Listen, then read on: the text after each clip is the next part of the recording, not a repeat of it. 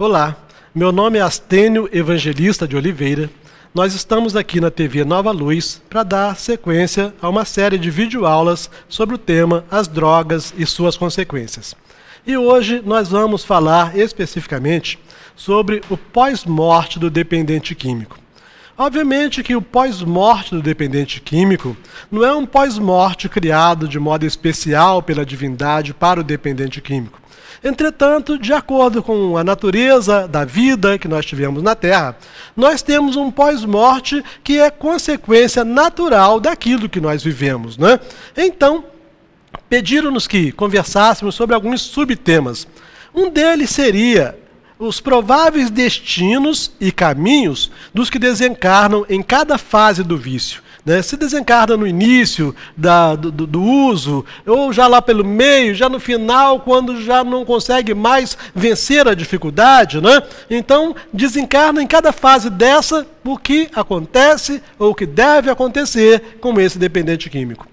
Outro subtema será as consequências da dependência química para o perispírito. Porque o perispírito, bem o sabemos, é um corpo, semifluídico ou semimaterial. Isso significando que quando deixamos a vida física, não deixamos de ser totalmente seres materiais, porque continuamos carregando conosco um corpo que é semimaterial.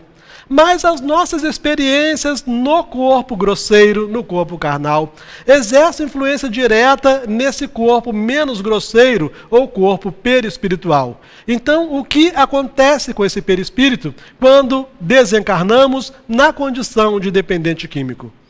A possibilidade, um outro subtema, a possibilidade de o dependente químico vir a tornar-se vampirizador após a sua desencarnação. E aí vamos ver com clareza que ninguém deixa de ser dependente químico porque passou de um plano para outro. Quem tornou-se dependente no plano da matéria, prosseguirá dependente no plano extrafísico. E aí, como continua dependente, como é que ele vai fazer para continuar atendendo essas aparentes necessidades e que para ele é uma real necessidade? Então, aí a questão a possibilidade de vir a tornar-se um vampirizador. E, por final, a reencarnação do dependente químico. Ele vai ter que retornar à Terra, não é? Então, como se dá normalmente a reencarnação de alguém que entregou-se aos hábitos do vício, de uso de drogas, de álcool e daí por diante? Sabemos que dependência significa sujeição. A criatura está sujeita, está subordinada, não é? A criatura está amarrada, ela está dominada, não é? Ela não tem vontade própria, não é isto? E aí, lá no livro Nos Domínios da Mediunidade, um instrutor do André Luiz, de nome Aulus, diz o seguinte: o que a vida começou, e ele está se referindo à vida material, o que a vida começou, a morte continua. Então, se estamos assim extremamente infelizes, porque nos vemos na condição de dependentes químicos e achamos que a única solução é nos suicidarmos, estamos mais uma vez extremamente enganados. Nos enganamos quando achamos que as drogas poderiam nos ajudar a viver. E nos enganamos mais ainda quando achamos que a morte pode nos livrar das drogas, não é? E aí, temos o próprio assistente Aulus, no mesmo livro, Nos Domínios da Mediunidade, dizendo ou esclarecendo o seguinte: há dolorosas reencarnações, então já estamos aqui com um subtema, que é a reencarnação do dependente químico, né? Então diz assim: há dolorosas reencarnações, que significam tremenda luta expiatória para as almas necrosadas no vício, não é? Então, a necrose é a morte de um tecido, de um órgão, e a criatura que se vicia, de algum modo, ela começa a morrer, não é? Então, há dolorosas reencarnações que significam tremenda luta expiatória para as almas necrosadas no vício. Temos, por exemplo, exemplo de expiações de criaturas que se entregaram à dependência química. Temos, por exemplo, o mongolismo Mas notem que isso aqui não é punição, isso é remédio. Porque se a desencarnação não leva a criatura a livrar-se automaticamente da dependência, e se ela retorna ao mundo físico trazendo essa mesma dependência, quando é que isto cessará? Então, se essa criatura não se predispõe a espontaneamente buscar o tratamento, esforçar-se para livrar-se desse condicionamento, há que a vida interceder, e aí intercede, né, em determinadas existências. Temos, por exemplo, o mongolismo, a hidrocefalia, a paralisia, a cegueira, a epilepsia secundária, o idiotismo, o aleijão de nascença e muitos outros recursos. Notem que essas enfermidades, ou notemos que essas enfermidades, são recursos utilizados pela vida para que a criatura dê uma trégua. Porque enquanto ela está internada, né, enquanto ela sofre epilepsia, enquanto ela está cega, ela, por mais que sinta a vontade de fazer uso, ela está impedida de fazer uso. E aí permanecerá algumas décadas na Terra impedida, para afastar-se, como se ela estivesse internada por largos anos, a fim de tentar buscar forças, encontrar novos conhecimentos, enfim, para não cair novamente, né? Então, muitos outros recursos, angustiosos, embora, mas necessários, e que podem funcionar em benefício da mente desequilibrada desde o berço. Aí nós olhamos criaturas extremamente sofridas e dizemos que Deus a abandonou. Muito pelo contrário. É nesse momento que ela está sendo protegida por Deus, né? Desde o berço, em plena fase infantil. Na maioria das vezes, semelhantes processos de cura, então observando o que o Aulus, também médico, diz, né, como ele denomina esses sofrimentos, processos de cura, prodigalizam bons resultados pelas provações obrigatórias que oferecem. Ele deu essa informação exatamente respondendo a uma pergunta do André Luiz, né, sobre as criaturas que eles estavam vendo, né, no restaurante, bebendo e acompanhadas de espíritos, etc., né? E aí ele perguntou exatamente isto. Mas se essas criaturas reencarnam desse modo, quando isto cessará? E aí o Aulus informou que pode chegar o momento em que, se essa criatura não apresenta boa vontade para livrar-se da dependência, então haverá a intervenção dos seus instrutores, etc., para reencarnarem com essas dificuldades. No Livro dos Espíritos, na questão 845, vemos o seguinte: não constituem obstáculos ao exercício do livre-arbítrio? Isso foi a pergunta feita por Allan Kardec. Não constituem obstáculos ao exercício do livre-arbítrio as predisposições instintivas, quer dizer, as nossas tendências, né? As predisposições instintivas que o homem já traz consigo ao nascer? Então vem lá aquelas nossas velhas experiências, nós passamos para o mundo espiritual, e aí, quando voltamos para o mundo físico, a reencarnação, e aí existe o meu livre-arbítrio, de algum modo, cerceado pelas minhas tendências, né? Pelas minhas predisposições. Então a pergunta é esta: não constituem obstáculos ao exercício do livre-arbítrio as predisposições instintivas que o homem já traz consigo ao nascer? Resposta dada pelos espíritos a Kardec: as predisposições instintivas são as do espírito antes de encarnar. Então, não são predisposições que vieram de fora, são predisposições que ele criou por dentro, não é? Ele carrega consigo as suas obras. Então, as predisposições instintivas são as do espírito antes de encarnar. Conforme seja o espírito, né, mais ou menos adiantado, essas predisposições, elas podem arrastá-lo à prática de atos repreensíveis, no que será secundado pelos espíritos que simpatizam com essas disposições. Então, aí já estamos vendo esses espíritos praticando a vampirização, não é? Então, essa criatura é arrastada e o outro que está desencarnado vai continuar alimentando os seus desejos, as suas necessidades, através do encarnado. Não há, porém, isso aqui é fundamental que nós gravemos isso conosco para sempre, não há, porém, arrastamento irresistível. Não existe, segundo os espíritos superiores, não existe arrastamento que nós não possamos resistir, uma vez que se tenha a vontade de resistir. Lembrai-vos de que querer é poder. Então o que falta em nós é a vontade, porque se tivermos vontade, nós poderemos avançar muito mais rápido no caminho do progresso. Nós estamos aí felizes com a informação dos Espíritos e a demonstração que estamos vendo da nova geração, de que estamos passando de um mundo de provas e expiações para um mundo de regeneração, não é? E como se estar no mundo de regeneração fosse uma grande conquista. Entretanto, aprendemos em doutrina espírita que nós não precisamos necessariamente passarmos por mundos de regeneração para depois chegarmos a mundos felizes. Quantos há que de mundos de provas e expiações são trasladados para mundos felizes? Nós temos a informação de Bezerra de Menezes, que foi convidado por Maria a deixar a terra e habitar mundos felizes. Vamos lá no livro Céu e Inferno, na segunda parte, na parte que Kardec coloca as comunicações de espíritos felizes, e vamos ver casos de espíritos que deixaram a terra direto para mundos felizes. Não precisamos, então, ser habitantes de mundos de regeneração.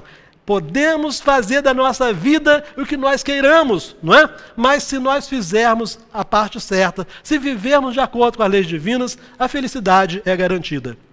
Joana de Ângeles diz o seguinte: nunca te permitas a assimilação do vício, na suposição de que te libertarás quando queiras, pois que se os viciados pudessem querer, não estariam sob essa violenta dominação. Então, Joana de Ângeles, no livro Após a Tempestade, diz que não brinquemos com os vícios, não é isso? Pensando que vamos brincar e depois abandonamos.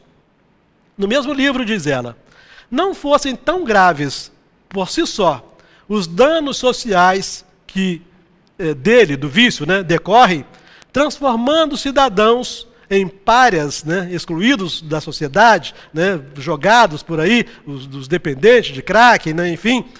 Então não fossem tão graves por si só os danos sociais que dele decorrem, transformando cidadãos em párias, jovens em vergados anciãos precoces, profissionais de valor em trapos morais, moçoilas e matronas em torpes simulacros humanos, aceitos e detestados, acatados e temidos nos sítios em que se pervertem a caminho da total sujeição, que conduz quando se dispõe de moedas, quando o dependente é rico, que conduz quando se dispõe de moedas a sanatórios distintos e, em contrário, as sarjetas hediondas, se não tem dinheiro, as sarjetas hediondas, em ambos os casos, avassalados por alienações, por pesadelos, alienações dantescas, culmina em impor os trágicos autocídios, ou suicídios. Muitos se suicidam por não aguentarem mais a vida. Então culmina em impor os trágicos autocídios, por cujas portas buscam tais enfermos soluções insolváveis, porque a morte, o suicídio, não soluciona. Soluções insolváveis para os problemas que criaram espontaneamente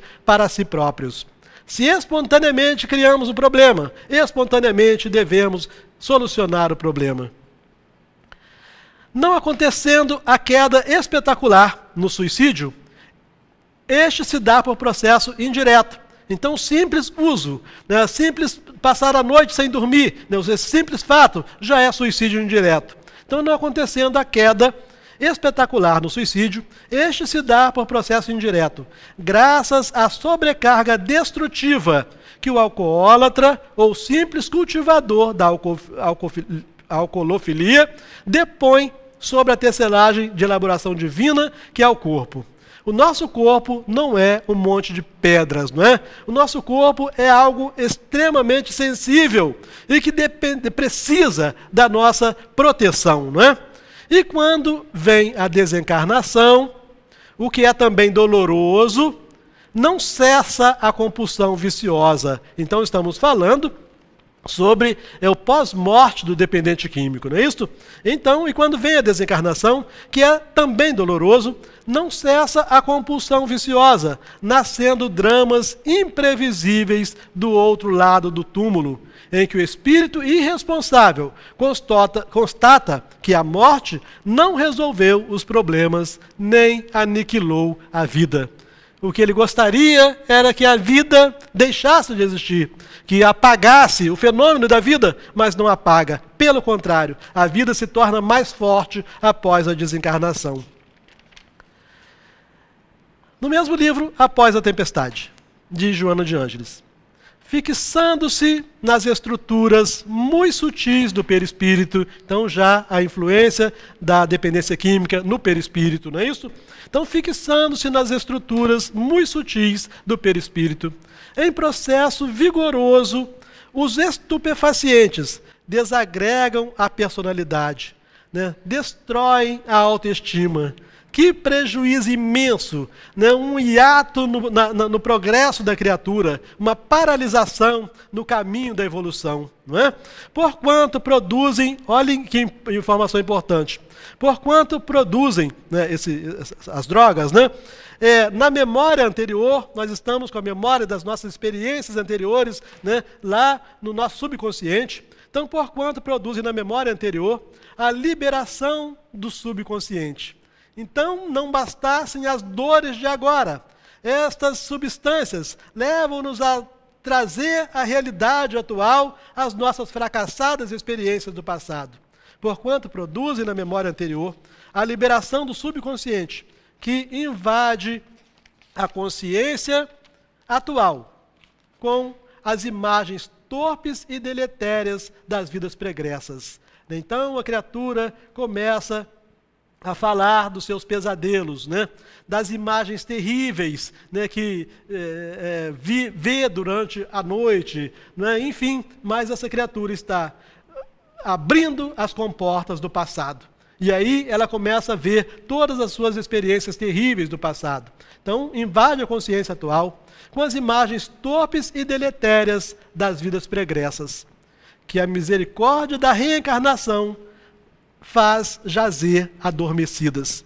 Certa feita, Chico Xavier, ainda relativamente jovem, na época em que existia, né, que a grande preocupação, né, com a juventude era o uso do LSD, Chico Xavier pediu ao Emmanuel autorização para experimentar o LSD, para verificar quais eram os efeitos, a fim de que ele, que conversava tanto com a juventude, pudesse falar com conhecimento de causa.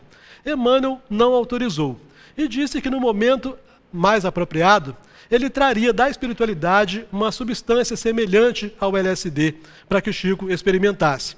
Chico já havia esquecido daquela proposta feita a Emmanuel, quando, num determinado momento em que o Chico estava meio para baixo, né, estava meio triste, com problemas na família e acusações por todos os lados, Emmanuel se aproxima dele e pergunta: você se lembra que você havia me pedido autorização para usar LSD? Emmanuel trazia uma substância leitosa numa vasilha e pediu a ele então que ingerisse. O Chico ingeriu aquela substância e percebeu que o mundo, que já não estava naquele momento bom para ele, ficou terrível, ficou insuportável. Então ele via uma planta, era como se a planta tivesse garras que vinham na sua direção. O chefe no trabalho era o verdadeiro demônio, então tudo que ele via era muito ruim. Emmanuel disse: durante esse período, evita conversar com as pessoas, porque você vai exteriorizar, você vai passar um mundo que não é real, não é? Mas visita enfermos nos hospitais, porque os enfermos estão sempre necessitando de alguém que os ajude, né, que os socorra. A sua simples presença vai ajudar. Chico, então, seguiu as orientações do Emmanuel. E aí, com o tempo, foi passando o efeito, e o tempo passou, o Chico voltou a estar tranquilo, voltou a estar em harmonia, e quando o Chico estava num grande momento de felicidade, Emmanuel torna a aparecer com a mesma substância. E sugere a ele que ele ingira aquela substância. E aí o mundo virou um encanto, né? As flores pareciam que eram anjos que voavam na direção do Chico. O chefe no trabalho era a coisa mais maravilhosa, né? Então tudo isso era irreal. E o Emmanuel deu a ele a mesma orientação: evita, durante esse tempo, conversar com as pessoas, porque você vai exteriorizar um otimismo que não corresponde à realidade. Visita enfermos, né? A mesma orientação de antes. E o Chico fez. Até que passou essa situação, Chico voltou à normalidade, e o Emmanuel falou com ele que o que as drogas fazem é exatamente exacerbar o estado íntimo da criatura, não é? E que nós estamos em grande perigo, orientou Emmanuel, estamos em grande perigo quando utilizamos quaisquer dessas substâncias, inclusive o álcool. Porque reencarnamos com um programa em que nós estaríamos protegidos de uma série de invasões, não só das memórias passadas, mas de invasões fluídicas, de mentalidades encarnadas ou desencarnadas. E quando nós optamos pelo uso dessas substâncias, nós acabamos com essa proteção. E aí tudo fica complicado, tudo fica inseguro na nossa vida. Ok? Bom, de incursão em incursão, no conturbado mundo interior, desorganizam-se os comandos da consciência. Então, estamos notando, a criatura vai enlouquecendo. O espírito vai, com o tempo, ele não tem mais controle sobre ele mesmo. Então, de incursão em incursão, no conturbado mundo interior, desorganizam-se os comandos da consciência, arrojando o viciado nos lôbregos alçapões da loucura que os absorve. Arrojando o viciado nos lôbregos alçapões da loucura que os absorve, desarticulando os centros do equilíbrio, da saúde, da vontade. E aí essa criatura começa, a desenvolver uma série de doenças, sem possibilidade reversiva, pela dependência que o próprio organismo físico e mental passa a sofrer irresistivelmente. Então isto, Joana de Ângeles, no livro Após a Tempestade. No livro Constelação Familiar, o mesmo espírito, Joana de Ângeles, através de Divaldo Pereira Franco, nos fala o seguinte: há espíritos muito comprometidos nessa área da dependência química. Espíritos, desencarnados, não é isso? Há espíritos muito comprometidos nessa área, alguns dos quais, em existência transata, optaram pelo suicídio como recurso de libertação, ora retornando com altas cargas de desequilíbrio e tendências depressivas. E aí, por causa das tendências depressivas, essas criaturas buscam o álcool, buscam as drogas, não é? E essas tendências depressivas se originaram exatamente das experiências do passado, com álcool, drogas, enfim, né? Então, há espíritos muito comprometidos nessa área, alguns dos quais, em existência transata, optaram pelo suicídio como recurso de libertação, ora retornando com altas cargas de desequilíbrio e tendências depressivas funestas, recorrendo aos mesmos instrumentos que os infelicitaram antes. Daí aquela questão, desse ciclo, vicioso, que acaba tendo que implicar numa intervenção da vida, não é? Porque essa criatura não pode ficar eternamente repetindo os mesmos erros. E aí vem uma intervenção da vida, levando esse ser a reencarnações dolorosas, como a Joana também. Não, agora não mais Joana, agora o instrutor Druso, no livro Ação e Reação, nos dá a informação. Diz ele o seguinte: aqueles que, por vezes diversas, perderam vastas oportunidades de trabalho na Terra, porque, enquanto a criatura está fazendo uso dessas substâncias, essa criatura não está em condições de produzir no bem, não é? Então, aqueles que, por vezes, perderam vastas oportunidades de trabalho na Terra, pela ingestão sistemática de elementos corrosivos, como sejam o álcool e outros venenos das forças orgânicas, tanto quanto os inveterados cultores da gula, quase sempre atravessam as águas da morte como suicidas indiretos. Olhem só a informação. Ela incluiu aqui a gula também, não é? Vamos repetir o parágrafo? Ela não, aqui é o instrutor Druso, dizendo o seguinte: aqueles que por vezes diversas perderam vastas oportunidades de trabalho na Terra, pela ingestão sistemática de elementos corrosivos, como sejam o álcool e outros venenos das forças orgânicas, tanto quanto os inveterados cultores da gula, quase sempre atravessam as águas da morte como suicidas indiretos. Quer dizer, não deu um tiro na cabeça, não se jogou da ponte, mas se matou, né? Suicidas indiretos. E despertando para a obra de reajuste, que lhes é indispensável, imploram o regresso à carne, não é? Desesperados com a sua condição no mundo espiritual, querem voltar para a carne, mas fazer o que na carne? Novamente reincidir naqueles erros, né? Implora o regresso à carne em corpos desde a infância inclinados. Aqui então outros exemplos, agora dados pelo instrutor Druso, de enfermidades, né, que acaba a criatura do dependente químico tendo que trazer para a terra, né? Despertando para a obra de reajuste que lhes é indispensável. Implora o regresso à carne em corpos desde a infância inclinados à estenose do piloro, à ulceração gástrica, ao desequilíbrio do pâncreas, né? Câncer, né? À colite e às múltiplas enfermidades do intestino que lhes impõem torturas sistemáticas, embora suportáveis, suportam, né? Mas são torturas, embora suportáveis no decurso da existência inteira. Bem recentemente, conversando com uma amiga espírita, que tem assim, uma grande identificação com a Rússia, e ela inclusive domina o idioma russo, ela disse que ela não se adapta ao calor de maneira alguma, e que certa feita, quando estava aquele calor insuportável no Rio de Janeiro, ela estava reclamando, dizendo, meu Deus, ninguém merece um clima desse, né? Se eu tivesse nascido na Rússia, eu não enfrentaria esse problema que eu não suporto. E ela ouviu, diz ela, claramente uma voz dizendo, se você houvesse nascido na Rússia, já teria morrido novamente bêbada, não é? E aí ela percebeu que essa identificação dela com a Rússia, o fato dela ter estudado o idioma, indica que ela teve muitas experiências na Rússia e que, em razão do clima, etc., perdeu pelos vícios do álcool.